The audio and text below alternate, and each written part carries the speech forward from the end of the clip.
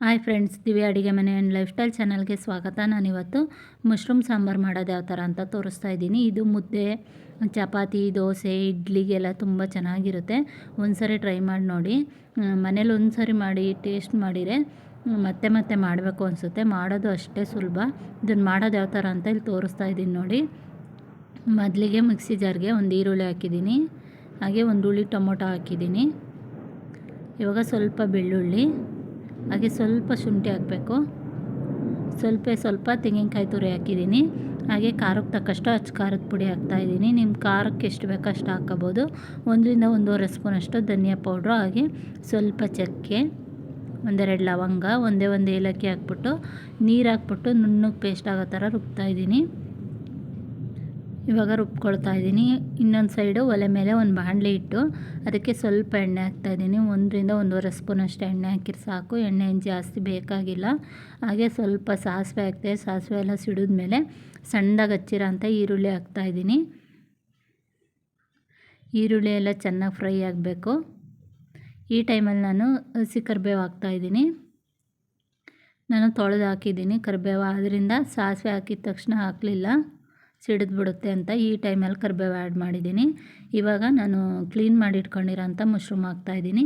ನಾನು 1 packet mushroom ತಗೊಂಡಿದ್ದೀನಿ, ಅದನ್ನು ಹಾಕಿದ್ದೀನಿ. ಇವಾಗ ಹಾಕ್ಬಿಟ್ಟು ಹಸಿ ವಾಸನೆ ಹೋಗೋ ಥರ ಚೆನ್ನಾಗಿ ಫ್ರೈ ಮಾಡ್ಕೊಳ್ತಾ ಇದ್ದೀನಿ. ಇದ್ರದ್ದು ಹಸಿ ವಾಸನೆ ಎಲ್ಲ ಹೋಗಿ ಸ್ವಲ್ಪ ನೀರು ಬಿಡುತ್ತೆ, ಅಲ್ಲಿವರೆಗೂ ಫ್ರೈ ಮಾಡಿಕೊಂಡ್ರೆ ಸಾಕು. ನೋಡಿ, ಈ ಥರ ಫ್ರೈ ಮಾಡ್ಕೊಳ್ತಾ ಇದ್ದೀನಿ. ನೋಡಿ, ಸ್ವಲ್ಪ ನೀರು ಬಿಟ್ಟಿದೆ ಮಶ್ರೂಮಲ್ಲಿ. ಇಷ್ಟು ಫ್ರೈ ಆದರೆ ಸಾಕು, ಜಾಸ್ತಿ ಫ್ರೈ ಆದರೆ ಅಷ್ಟು ಚೆನ್ನಾಗಾಗಲ್ಲ. ಇವಾಗ ರುಬ್ಬಿಟ್ಕೊಂಡಿದ್ನಲ್ಲ ಆ ಮಸಾಲೆ ಹಾಕ್ತಾಯಿದ್ದೀನಿ.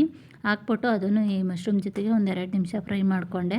ನಾನೆಲ್ಲ ಹಸಿದೇ ರುಬ್ಬಿರೋದ್ರಿಂದ ಈ ಥರ ಮಾಡಿದೆ. ಟೇಸ್ಟ್ ತುಂಬ ಚೆನ್ನಾಗಿ ಬರುತ್ತೆ. ಈ ಥರ ಎಣ್ಣೆ ಬಿಡೋವರೆಗೂ ಸ್ವಲ್ಪ ಫ್ರೈ ಮಾಡಿಕೊಂಡೆ. ಇವಾಗ ಮಿಕ್ಸಿ ಜಾರೆಲ್ಲ ತೊಳೆದಿರೋ ಅಂಥ ನೀರು ಹಾಕ್ಬಿಟ್ಟು ಸಾಂಬಾರು ಕನ್ಸಿಸ್ಟೆನ್ಸಿ ಬರೋವರೆಗೂ ಅಡ್ಜಸ್ಟ್ ಮಾಡ್ಕೊಂಡೆ. ನೋಡಿ, ಈ ಕನ್ಸಿಸ್ಟೆನ್ಸಿಗೆ ಮಾಡ್ಕೊಂಡಿದ್ದೀನಿ. ನೀವಿನ್ನೂ ಜಾಸ್ತಿ ಪ್ರಮಾಣದಲ್ಲಿ ಮಾಡಬೇಕಾದ್ರೆ ನೋಡ್ಕೊಂಡು ಮಾಡ್ಬೋದು. ಇವಾಗ ಸ್ವಲ್ಪ ಅರಶಿನ ಪೌಡ್ರು, ಹಾಗೆ ರುಚಿಗೆ ತಕ್ಕಷ್ಟು ಉಪ್ಪು ಹಾಕ್ತಾಯಿದ್ದೀನಿ. ಹಾಕ್ಬಿಟ್ಟು ಚೆನ್ನಾಗಿ ಮಿಕ್ಸ್ ಮಾಡಿ ಲಿಡ್ ಕ್ಲೋಸ್ ಮಾಡಿ ಇಡ್ತೀನಿ.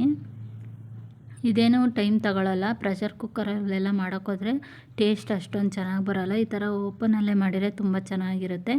1-2 ನಿಮಿಷ ಮುಚ್ಚಿಟ್ಟು ಮತ್ತೆ ತೆಗೆದು ತೋರಿಸ್ತಾ ಇದ್ದೀನಿ ನೋಡಿ. ಇನ್ನೂ 1-2 ನಿಮಿಷ ಇರಬೇಕಿದು. ಸ್ವಲ್ಪ ಗಟ್ಟಿಯಾಗಿದೆ.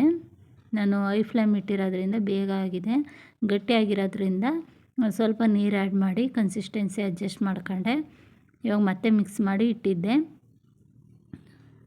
ಒಂದು 2 ನಿಮಿಷ 3 ನಿಮಿಷ ಇಟ್ಟಿದ್ದೆ ಅಷ್ಟೇ. ನೋಡಿ, ಸೂಪರಾಗಿದೆ. ಇವಾಗ ಚಪಾತಿ, ದೋಸೆ, ಇಡ್ಲಿಗೆಲ್ಲ ತುಂಬ ಚೆನ್ನಾಗಿರುತ್ತೆ. ನಾನಿಲ್ಲಿ ರಾಗಿ ಮುದ್ದೆ ಮಾಡಿದ್ದೆ. ರಾಗಿ ಮುದ್ದೆಗೂ ಸೂಪರಾಗಿತ್ತು. ಯಾವ ಚಿಕನ್ ಮಟನ್ ಸಾಂಬಾರು ಬೇಡ, ಇದ್ರ ಮುಂದೆ ಅಷ್ಟು ಚೆನ್ನಾಗಿರುತ್ತೆ. ಒಂದ್ಸರಿ ಟ್ರೈ ಮಾಡಿ ನೋಡಿ, ಇಷ್ಟಪಟ್ಟು ತಿಂತಾರೆ ಎಲ್ಲರೂ. ಎಷ್ಟು ಚೆನ್ನಾಗಿ ಕಾಣಿಸ್ತಾ ಇದೆ ನೋಡಿ. ನೋಡ್ತಾ ಇದ್ದರೆ ತಿನ್ನಬೇಕು ಅನಿಸುತ್ತೆ, ಅಷ್ಟು ಚೆನ್ನಾಗಾಗುತ್ತೆ.